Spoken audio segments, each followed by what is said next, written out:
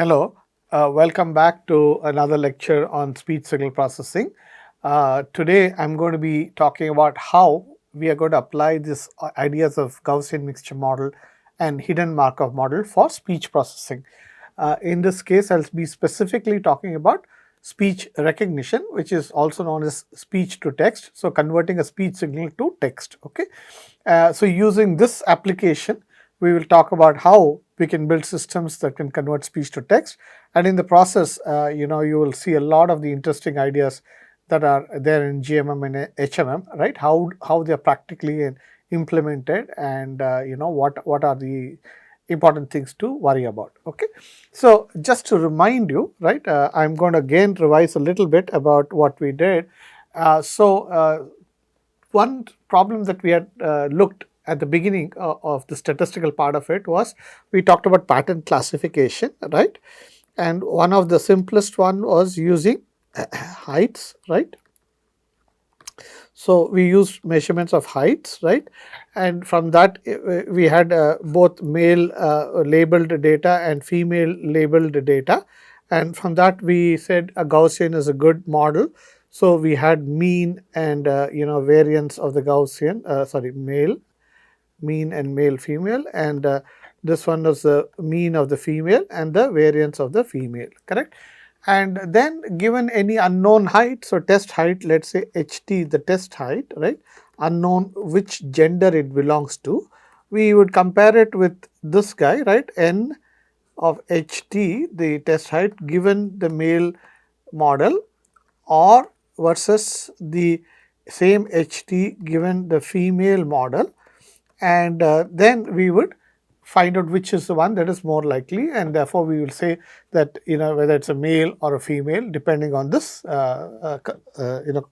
whichever is the higher of the two quantities, right, larger of the two quantities. Similarly, we said we could also do it for heights and weights. So this will become height and weight, right? So this is a two-dimensional vector. Then it's a bivariate kind of a distribution. So we have to then talk about, generally, when you talk about this, there will be mu vector and a covariance matrix. So mean vector and covariance matrix. So these are multivariate Gaussians, right? So I could have one for the male and one for the similarly for the female, and we could do the same thing, right? And then we went one step further where we said, okay, now let's look at a population of Indians, right, versus let's say Norwegians or something, right? So so then what happened? We said we will take the entire population, so could include children, men, women, and so on. Again, let us take heights and weights or something. Then we said because the there are three different modes, so there are children also, there are men also, women also, right? And similarly Norwegians are also there, and typically Norwegians are taller, larger, heavier, and so on, right? So there are going to be some kind of differences, and we are going to use that to identify whether, given the height and weight, I can identify whether he belongs to the Indian population or he belongs to a Norwegian kind of race, right?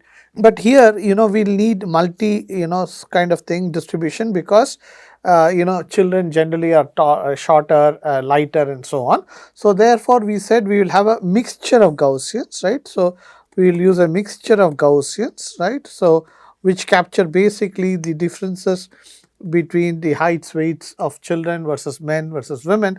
So this might be a combination of W1, right, for the Indian population, and basically the mean of the children Gaussian for the Indian, and the covariance, we're talking about heights and weights, so of the Indian plus W2 of the Indian for the Gaussian, with the female heights, right, for the Indian population, and the covariance matrix for the Indian population, plus W3 of I for the male population coming from India, right?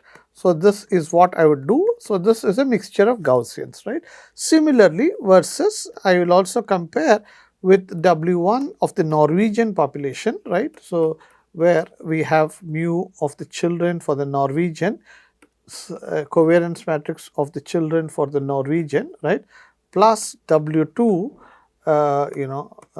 Norwegian male, female, sorry, and covariance matrix of the Norwegian female, plus W3 for the Norwegian male mean vector, and the covariance matrix of the Norwegian male population, right.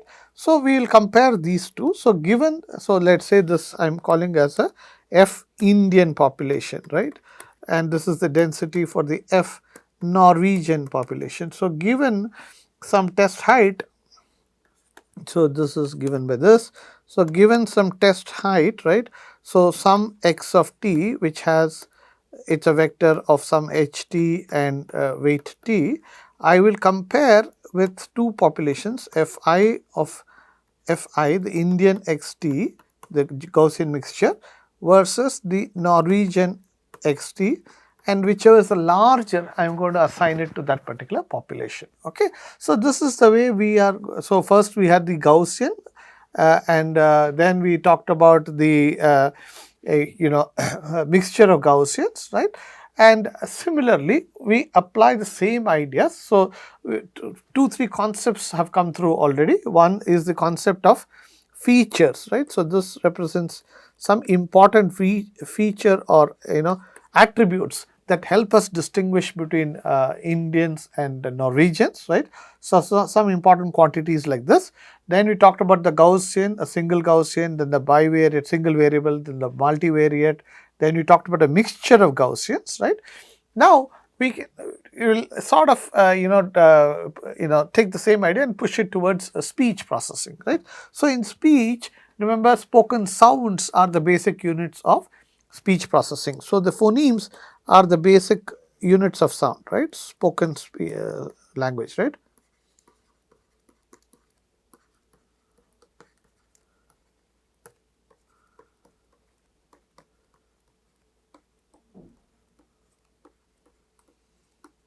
Right. So, now I am going to take just slowly make it a little more So, first I will take a similar analogy. Let us say I have a special language where there are only two sounds that I produce, the A and the E. There are only two sounds. So, we say A or E, that is all, no other sound I will produce. Okay. This is a special language. Okay. So, now the question is, I want to classify given an unknown waveform, right. So, the problem is, given unknown waveform,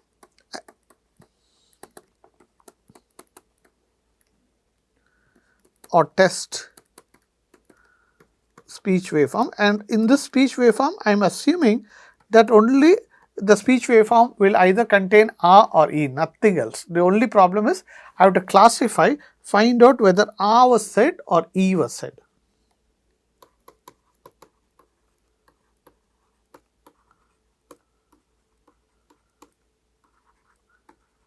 This is my problem, right. So, this is my problem statement. So, the problem statement is, I will give you one unknown waveform.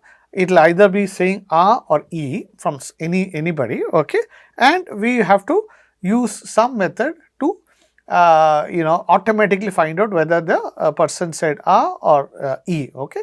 And all of these are statistical methods. There will be some errors. The question is how to reduce errors, and whichever system works best, that means that will produce a lesser number of errors. Okay.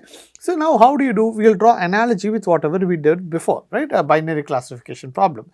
So, what am I going to do? I am going to ask a large number of speakers to say A, right. So, I will ask large, collect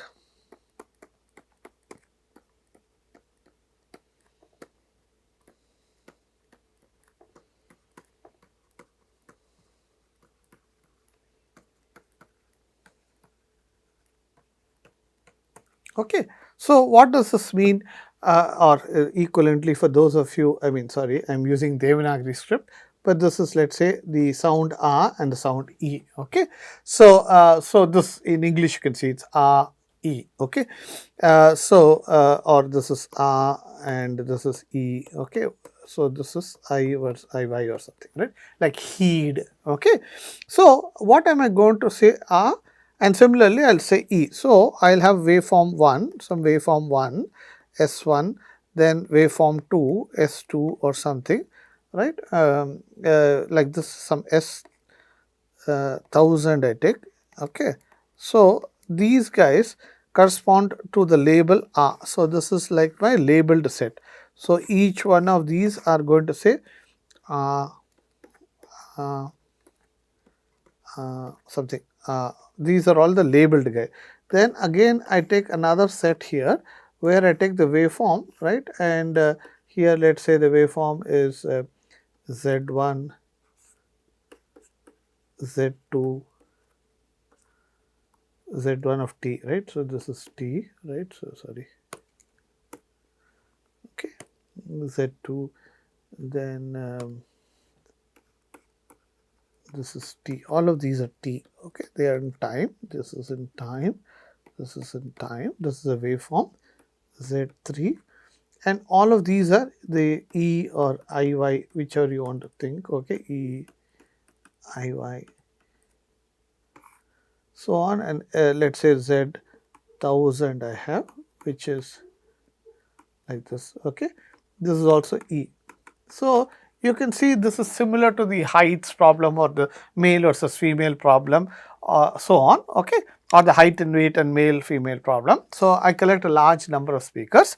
Now what I do is from each one of this I extract, so from each waveform, right? So from each waveform I am going to extract the MFCC vector. Okay, so I extract the, so this is, let's say, the speech sound, right? So I extract MFCC. So I take the DFT, then I apply the triangular MEL filter bank, triangular filter bank, and finally I get the, let us say, the MFCC vector, okay, or MEL filter bank vector. So for S1 I will get some MEL filter bank vector. So this is some 80 cross 1 or something. Okay. Actually, we will have a sequence. I'll come to it. I don't want to complicate the problem for you. I'm making it very, very simple. All right. So I will get some MEL filter bank, MEL filter bank features or something, and let me call this feature as some O1. Okay. Similarly, I'll do it for the speech S1. So this O1 belongs to the class A, right? That's what is going to happen. Similarly, S2 will come, and similarly I'll find out another feature which I will call as O2 for A or something. Okay. Now these are the features for identifying this sound.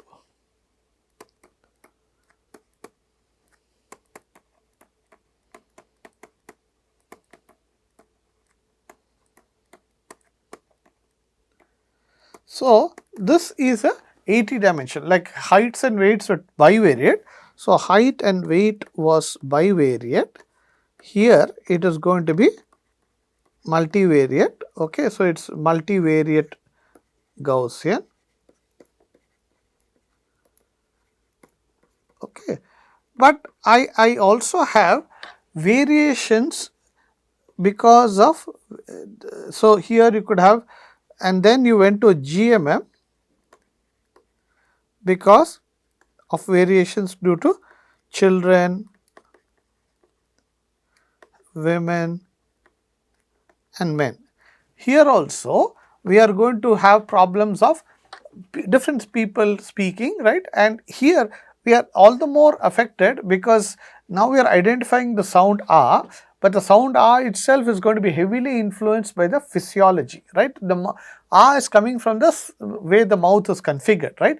But different, citizens, if we are looking at India, different citizens of this country, every one of us are different, right? So we have different physiology, we have different shape, we have different lengths, the dimensions are different. Every person is unique in some way, right? So all these are going to create slight changes in the feature vectors, the log MEL filter bank. Even though all of you are saying the physical signal is going to be different. And one way to think of it is, if I have two tubes, right, simple, R is like a uniform tube. So if the uniform tube, there are it's determined by the length of the tube, but every citizen has slightly different variations in the tube length, right?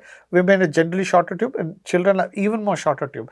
And the resonant frequencies of a tube are inversely proportional to the length of the tube, right? And so because of these variations in length, the resonant frequencies are going to be perturbed. I mean, so they are going to have a variation, a range of frequencies over which the resonant frequencies will exist for R. And therefore, even though that's the beauty of the ear, to you as a human being, whether a lady says a child says or a man says it's very clear to you. You say actually, there also we make some mistakes, but usually the context, and we'll see context always plays a very, very important role in all of our future studies, right? Especially when you go into actual practical applications and when you're talking about deep learning, we will use context in all of these pattern problems. Often we will worry about the context, but nevertheless the ear is superior. I mean, you cannot compare the ear and a small dumb machine, right? So the machine is always at a handicap, so it's going to struggle, right? And because of the variations in the signal. So we model this by a mixture of Gaussians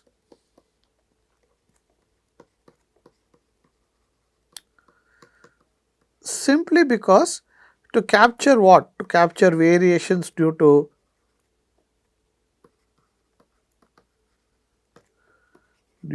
male, female, children, they themselves with different physiology. In male itself, varying physical dimensions of the vocal tract.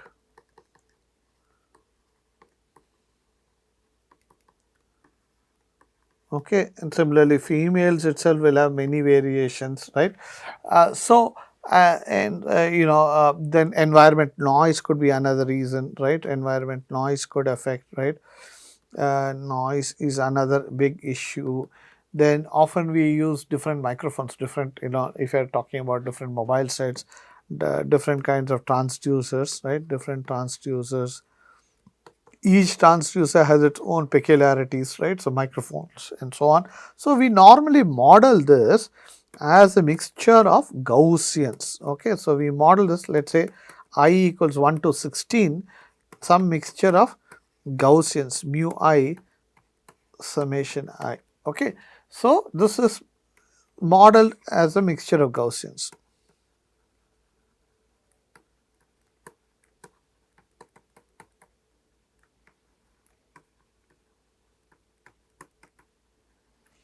Okay, and so this will be for the sound A, this will be for the sound A.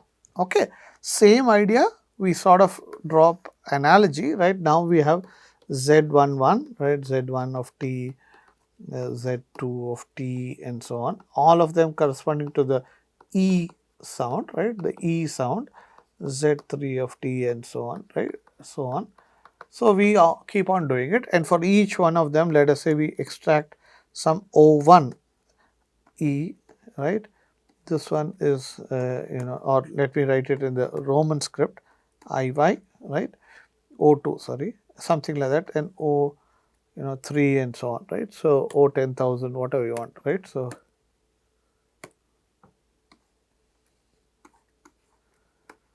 O3 vector. This is again log Bell filter bank,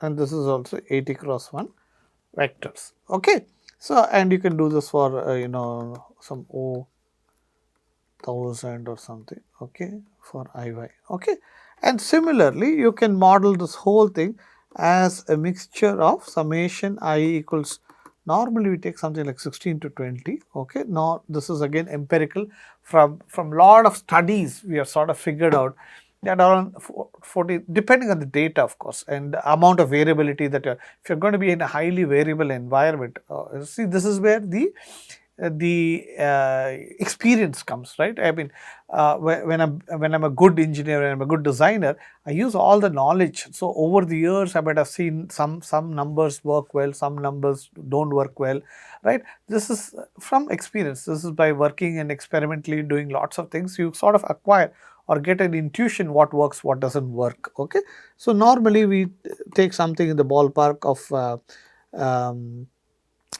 whatever it is.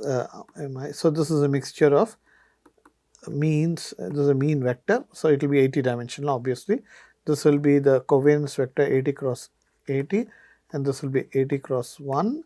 This will be the thing for I. Okay, so now given a test signal, so given a test, say a test utterance,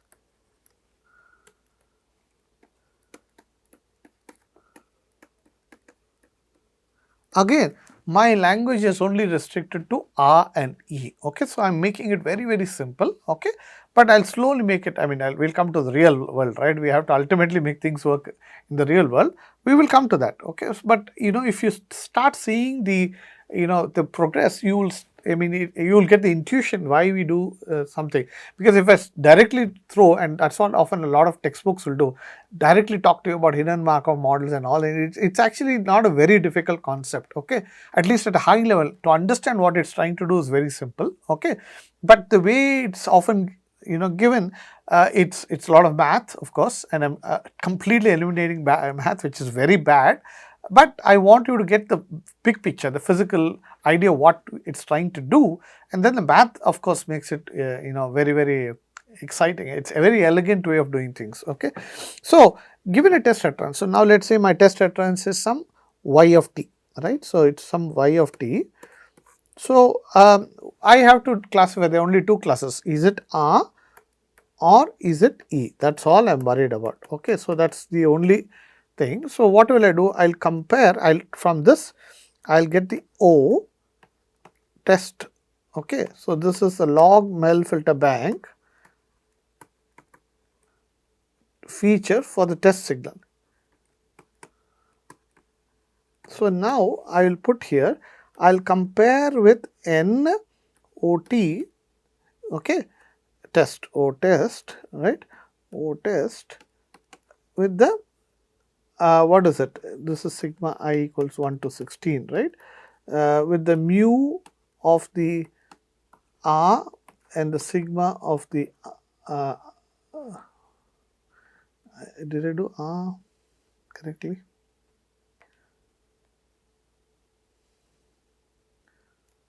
Okay, so consistently I'll put something AH. Okay, so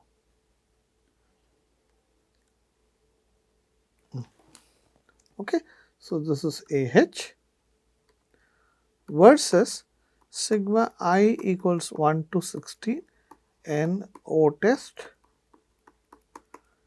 mu I for the E part of it and summation E part of it. Okay, so these are mixture of Gaussians, right?